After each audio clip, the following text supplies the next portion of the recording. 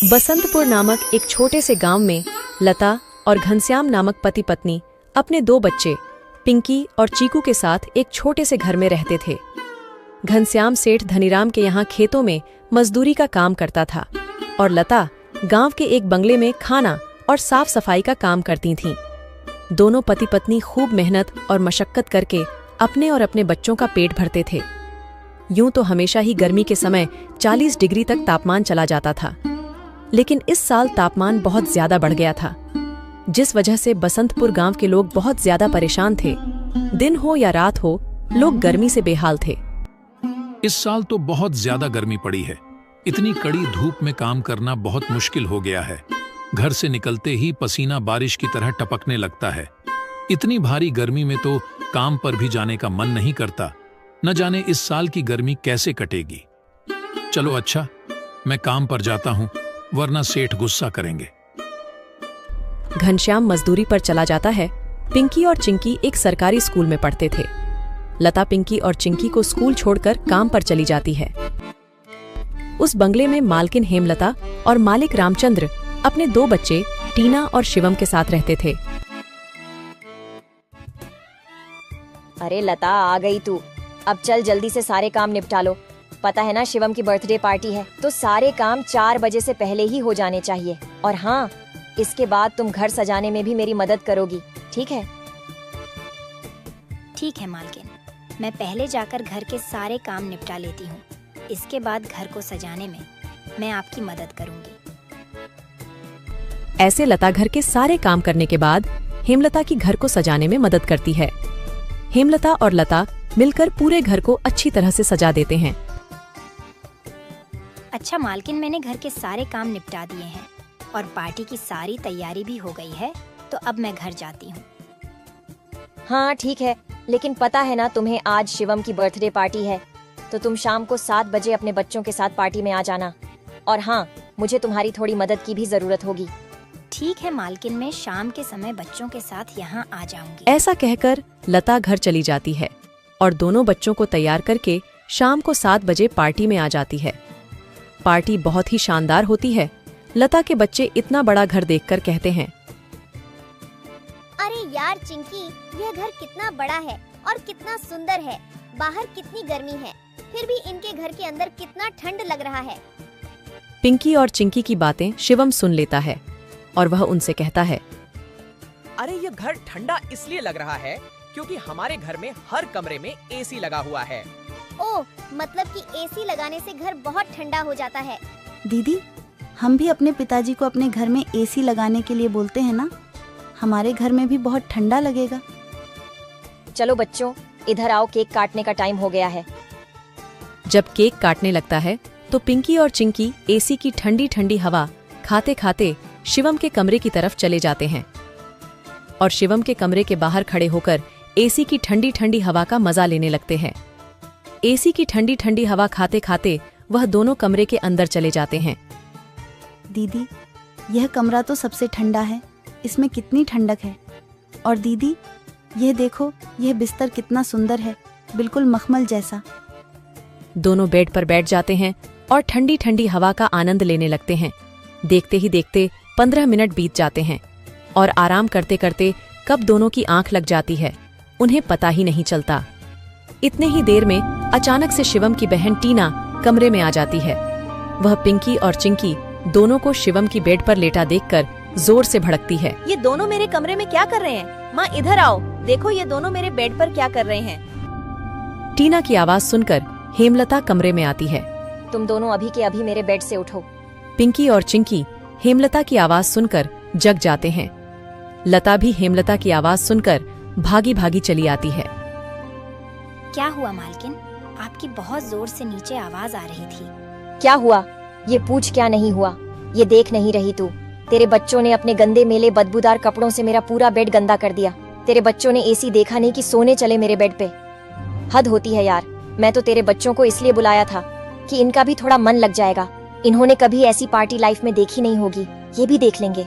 पर ये तो अपनी औकात ही भूल गए। ये हमारा घर है, कोई धर्मशाला नहीं कि कोई भी भिखारी हमारे कमरे में आ जाएगा और आकर के सो जाएगा। तू अभी के अभी अपने बच्चों को लेकर निकल यहाँ से। और हाँ, कल से काम पर भी आने की जरूरत नहीं है। मालकिन ऐसा मत करो, मेरी बात तो सुनो। बच्चे नादान हैं। मैं वादा करती हूँ आगे से ऐसा दोबारा नहीं होगा। यह मेरी आखिरी भूल समझकर माफ कर दीजिए मालकिन। मुझे काम से मत निकालिए मालकिन। इस काम के सहारे तो मेरा घर चल रहा है। ये तेरी सर दर्द है। अब तू यहाँ पर काम नहीं कर सकती। अब तू अपने बच्चों को ले और यहाँ से निकाल। हेमलता लता और उसके बच्चों को घर से बाहर निकाल देती है और आगे से काम पर आने को भी मना कर देती है। अब लता के पास कोई काम नहीं था। घर का सारा भार अब घनश्याम के कंधों पर आ गया था। हे भगवान, आज तो खाना बनाने के लिए आटा भी नहीं है। अब मैं आटा कहाँ से लाऊं? मेरे पास तो अब और पैसे भी नहीं है।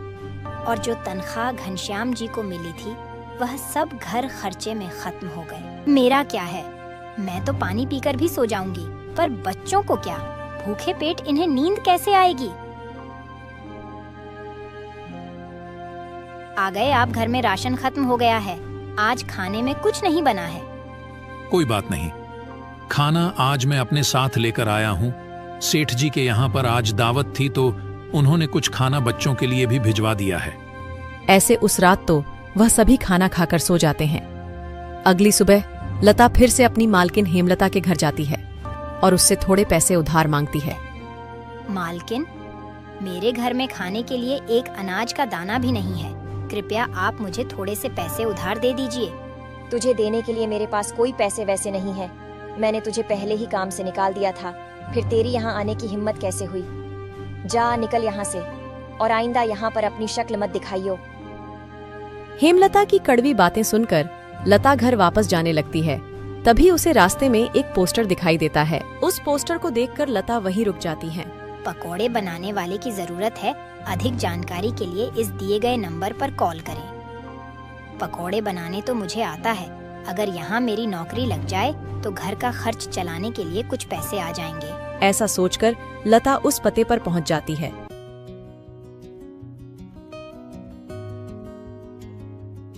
भैया, मैंने आपका पोस्टर देखा। आपको किसी पकोड़े बनाने वाले की जरूरत है? हाँ, जरूर तो है। तुम पकोड़ा बना लोगी। क्या तुम्हें पकोड़े बनाने आते हैं? हाँ, सब मुझे कई तरह के पकोड़े बनाने आते हैं, जैसे मिर्च का पकोड़ा, पालक का पकोड़ा, पनीर का पकोड़ा और भी कई प्रकार के पकोड़े मुझे बनाने आते हैं। तो ठीक है, तुम आज से ही काम पर लग सकती हो। ऐसे लता पकोड़े बनाने वाले के साथ काम पर लग जाती है और ग्राहकों को पकोड़े सर्व करने लगती है। ऐसे ही शाम हो जाती है और रमेश के सारे पकोड़े बिक जाते हैं। चलो, आज तो सारे पकोड़े बिक गए। आज तो तुमने पकोड़े सिर्फ सर्वे किए हैं, लेकिन कल से तुम्हें पकोड़े बनाने भी होंगे। हाँ साहब, मैं बहुत ही स्वादिष्ट पकोड़े बनाना जानती हूँ। तो ठीक है, ये लो आज के काम के पैसे। 300 रुपए लेकर लता सबसे पहले राशन की दुकान पर जाती है और वहां से राशन का सामान खरीदकर घर आ जाती है। घर पहुंचकर लता सबसे पहले बच्चों के लिए खाना बनाती है और उनको परोसती है। चिंकी, पिंकी, आ जाओ, खाना खा लो।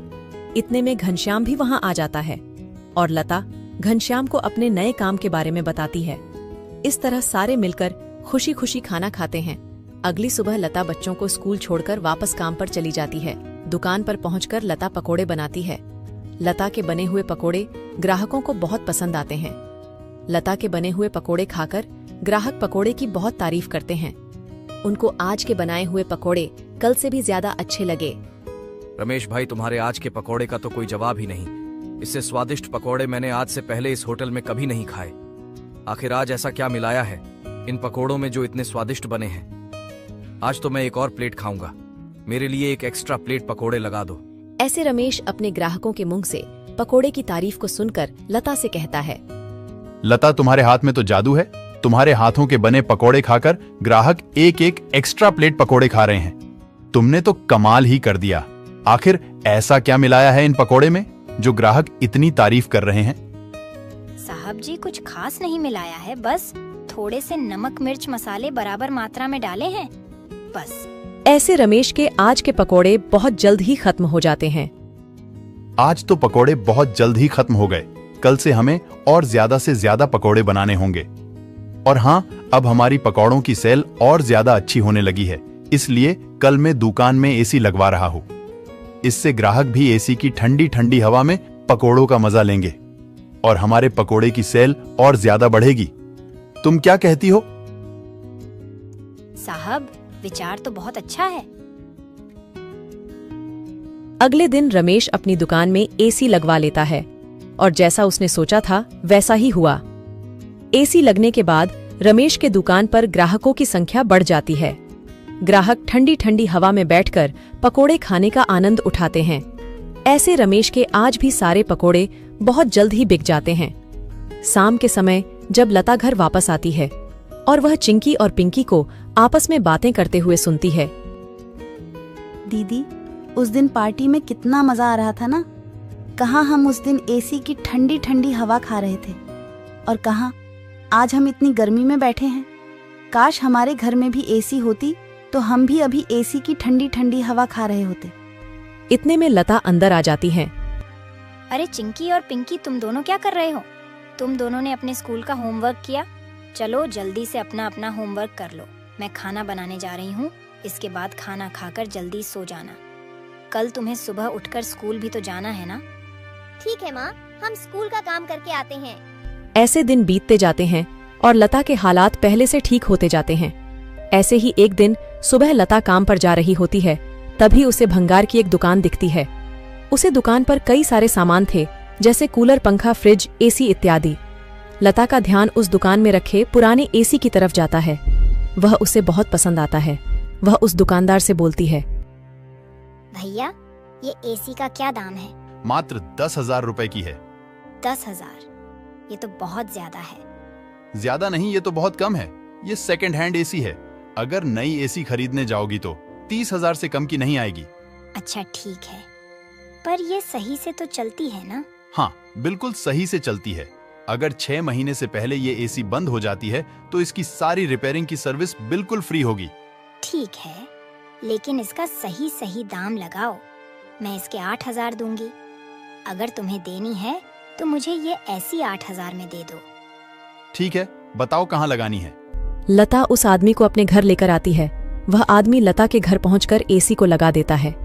एसी चालू करते ही ठंडी ठंडी हवा घर में फैलने लगती है। बच्चे भी इस ठंडी ठंडी हवा का मजा उठाते हैं। वह दीदी, क्या मजा आ रहा है।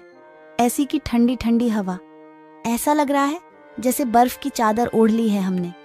इतनी कड़ी गर्मी में ये ठंडी ठंडी हवा बर्फ की चादर जैसी लग रही है।